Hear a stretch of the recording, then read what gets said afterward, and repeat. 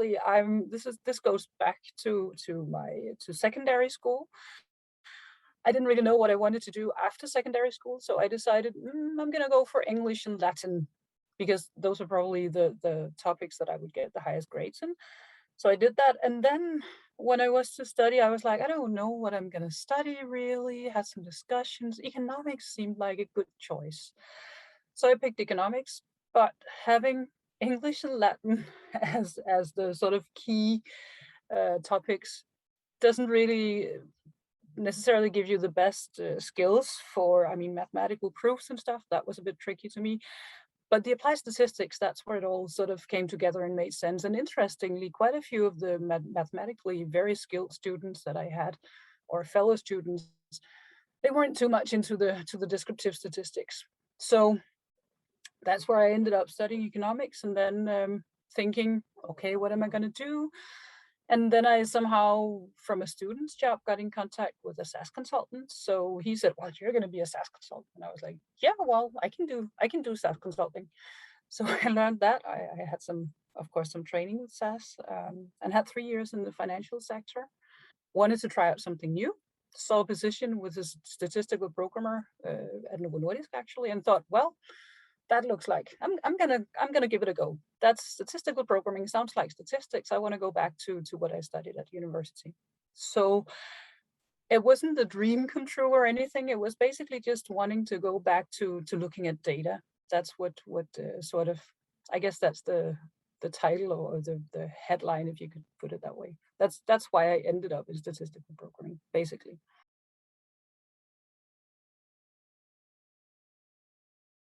This job ad for a statistical programmer and thought, why not? Sounds good.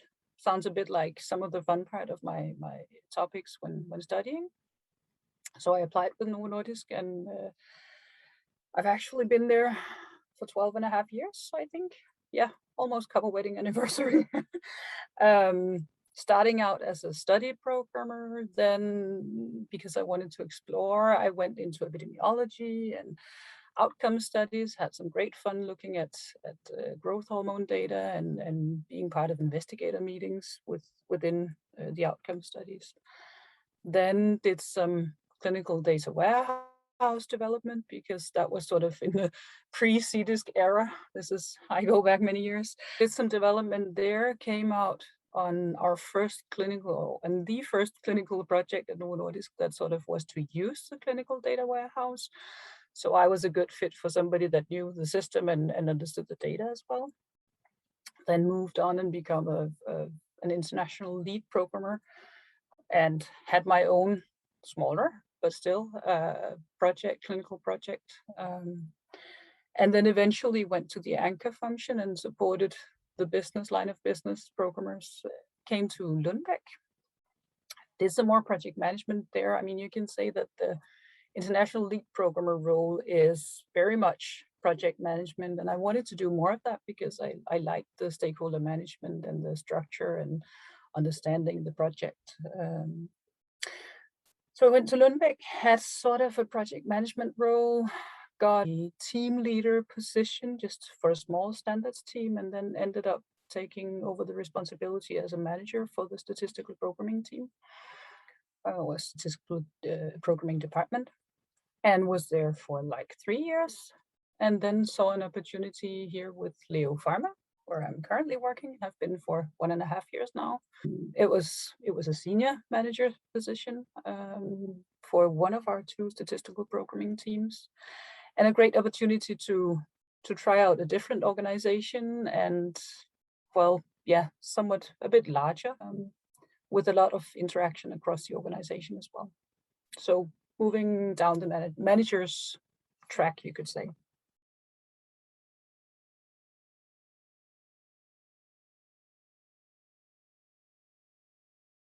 I think I would probably have said back then that I mean, getting to understand pharma takes a lot of time. It's a weird, as we all know that are part of it, it's a weird world. It has its own rules, and there are many of them, and we have to adhere to them. So I guess that would be some of the challenges, and also being, I mean, a fact that I really like, but as you mature in that in pharma, I think you understand exactly how small a bit you are in a very, very big picture.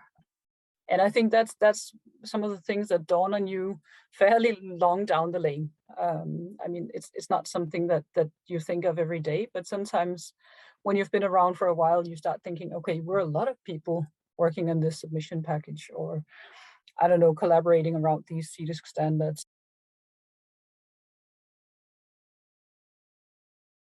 The best thing I did, if you should talk about that, I think stopping, allowing myself to take a break. So I was with Novo Nordisk for 12 and a half years and I loved it. It's a great place to work, absolutely. But at some point I was like, I need a break. And I think it was probably 80% for personal reasons, but simply I needed a break. And I was fortunate enough to be able to take one.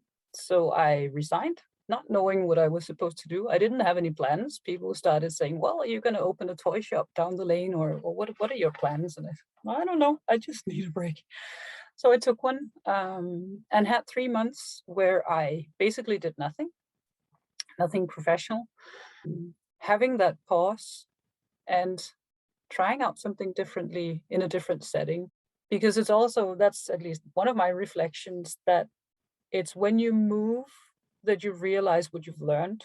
So if you're sort of at a point where you're like, I don't know a lot and I can only do this or that, and this is what I've been doing for the past many years, and how could I ever, I mean, if you push yourself just a little bit, if you dare trying yourself out in a different setting, you realize, well, but this is what I used to do like this, and this is, I mean, we always do like this.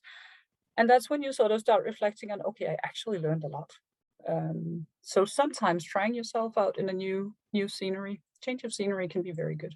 And then actually network. One of my former colleagues poked me and said, oh, why don't you come working for me?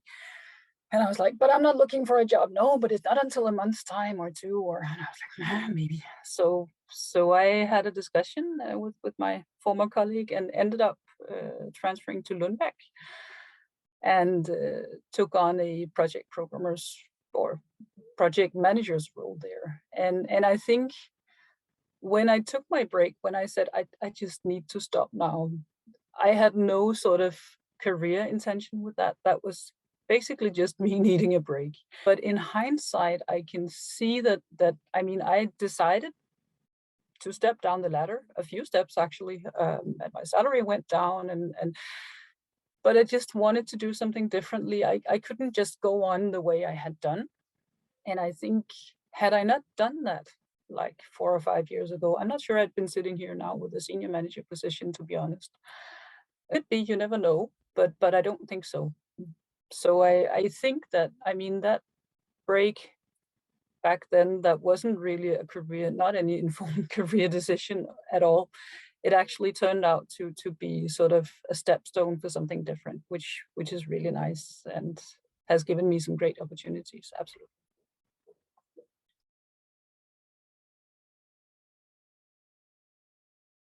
The very important skills. I mean, there are many, obviously, but I think understanding other skill areas.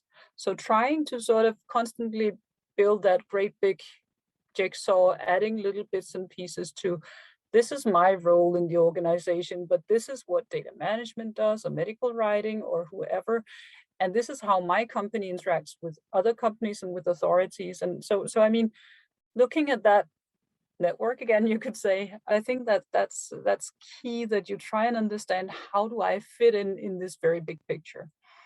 I think the silo mentality is very much last millennium, basically.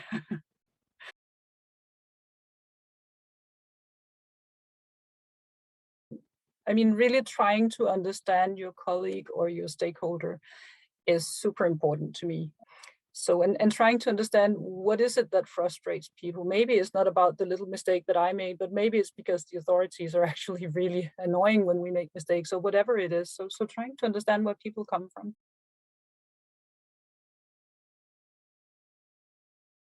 Having had a long career now within pharma, I think I got some really nice chances with Novo Nordisk in different departments, and first and foremost, a lot of I think I evolved as a project manager back then, and I had great fun being a project manager in different settings and with different tasks. And then I was lucky enough at Lundbeck. I mean, they tried me out as a team lead, small scale, and apparently I didn't fail because they actually then gave me the opportunity to be a manager of the statistical programming department. And now here at Leo, there is a lot of room for me to be me and do what I do best. There is a respectfulness out here that I really appreciate. It's not that I haven't seen that in the other part of the industry, but this somehow there is a different atmosphere that I really appreciate. So a very supportive atmosphere, and not very competitive, but wanting to get the job done still.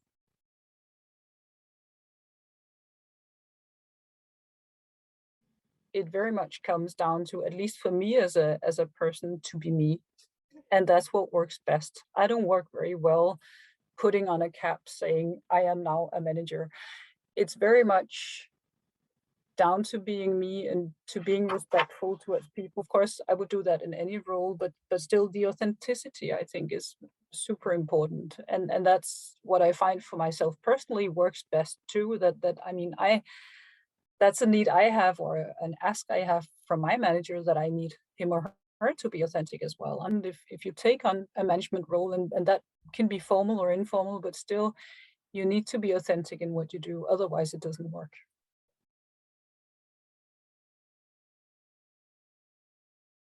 The open source part and the ability to share knowledge and code and methods and processes and change how we see statistical programming. There was this gathering of statisticians and programmers, as often happened, and one of the more bold statistical programmers, just said out loud without a microphone, but still, well, just you wait. In 5 or 10 years, FDA won't care for statistical analyses any longer. They want to see the data and they want to do it themselves. And you could sort of see some were like laughing, it was ridiculous, and some were frowning because, I mean, how could he? But actually that's where we are now. And I think that's moving very close, at least, without stepping on anybody's toes. We want to know what we send out. And of course we need to do the analysis still. But this change, this shift in looking a lot more at data, I think it's amazing to see that development.